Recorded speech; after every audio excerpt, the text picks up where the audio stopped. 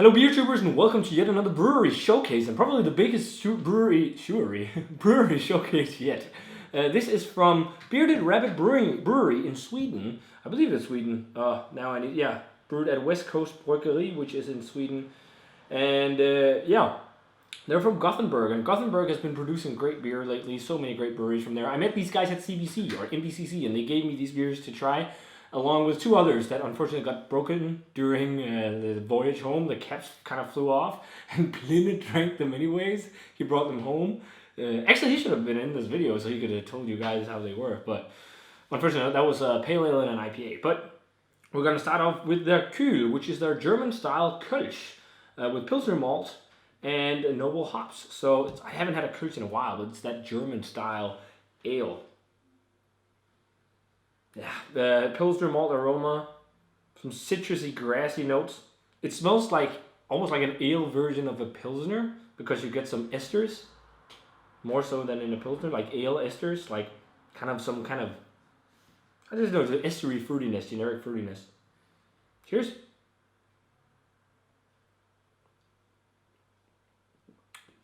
Yeah, very Pilsner-like. That's the thing with Kölsch. They're so similar to Pilsners, just it's ales. It's got that Pilsner malt crispness, sweet maltiness, and then like grassy, kind of lemony, slightly peppery hops. That's pretty decent. I'm going to try and do this one a little bit quicker because sometimes these brewery showcases really get long. So the next one, guys, is the Rince and Repeat, which is their session IPA. Says it's got hoppy notes of citrus. It's light but complex in taste. So 4.2%. The Kölsch was 4.6. Actually, maybe I should switch those, but maybe it's fine because these beers usually have a bit more flavor. Yeah, citrus and pine on the aroma. Maybe a bit of grapefruit. Hint of a sweet malt. Cheers.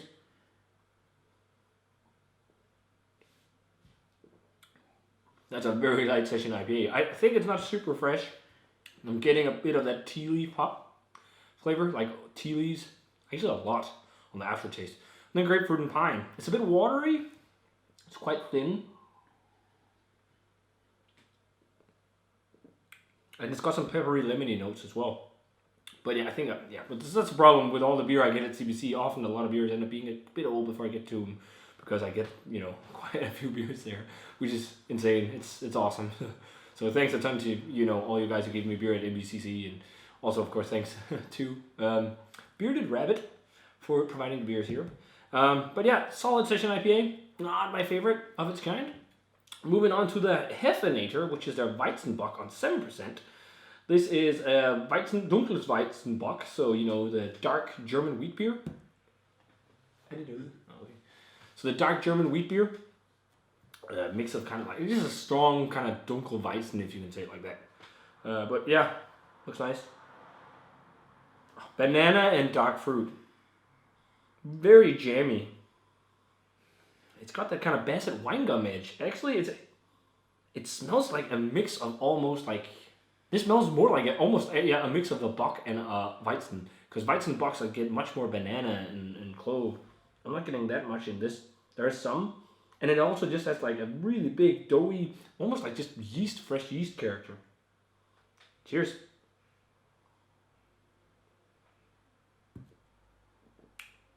Oh, great mouthfeel. Very coating and chewy.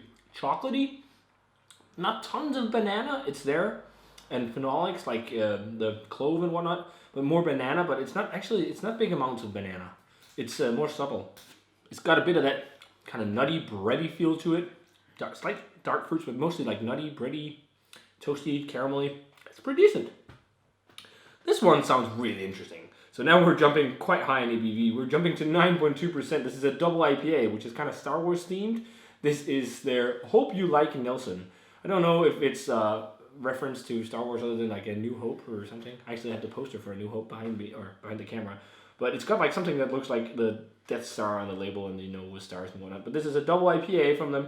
As I said, on 9.2%. It says the juiciness is strong with this one. Brewed with water, barley malts, oats, hops, and yeast. No mention of hops other than Nelson, and Hope You Like Nelson, indicates that it's got Nelson hops, but it says a simple malt bill, so that you really taste the hops. So it's got the haze, so maybe this is one of those hazy juice bombs. We'll find out. Oh yeah, I think this is a bit old too.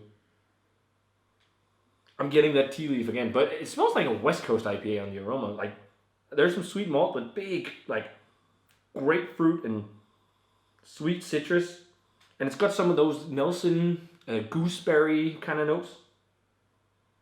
Yeah, like that. Gooseberry, maybe papayas or something, like tropical notes. But it's not crazy juicy. It's more of that kind of bitter, more West Coast IPA style. But it smells really nice. I do enjoy West Coast IPAs. It's just the one thing that gets me is the tea leaf hop. That's like in IPAs, when they get old and you start to get that, I'm not a fan of that. Let's try it.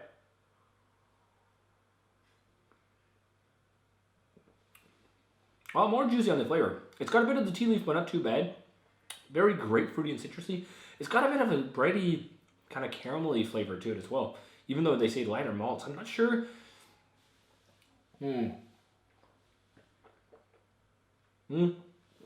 Just a bit of a sweetness. Kind of like the West Coast malt sweetness. And then like really nice chewy mouthfeel. Grapefruit, citrus hops dominate. It's got a bit of Nelson character with that gooseberry and slightly, as I said, papaya mainly. But quite sweet double IPA. That's why it reminds me of the West Coast. But it's like West Coast without the bitterness as well. It's not that bitter, but it's got the kind of malt flavor you expect and sweetness and kind of like sticky, hop stickiness, like hop resin flavor. And lastly, we have their Stubble Stout, their Imperial Stout on 9.5%. It's an Imperial Stout with coffee, chocolate, and caramel flavors. And they say that you get some bitterness from the hops, and they put lactose in there and oats for mouthfeel. It was crazy when we poured this, the head was insane, but looks like a nice Imperial Stout. It smells like one too. Very roast forward. I'm actually right now doing a barbecue. I'm smoking some pork on the smoker, and I'm getting like a hint of smokiness to this, but the oats and like lactosey sweetness shine through, like roasty kind of coconutty aromas, maybe a bit of dark fruit. Cheers.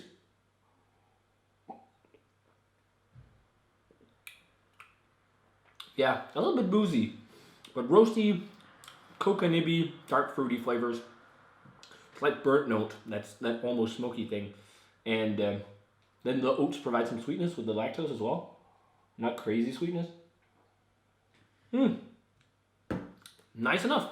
Nothing crazy intense or anything, but they're pretty nice beers. I think my favorite is the double IPA, along with actually the Weizenbock and maybe the Kölsch even. I think the Kölsch is really nice and refreshing. It's burning hot summer weather right now in Denmark.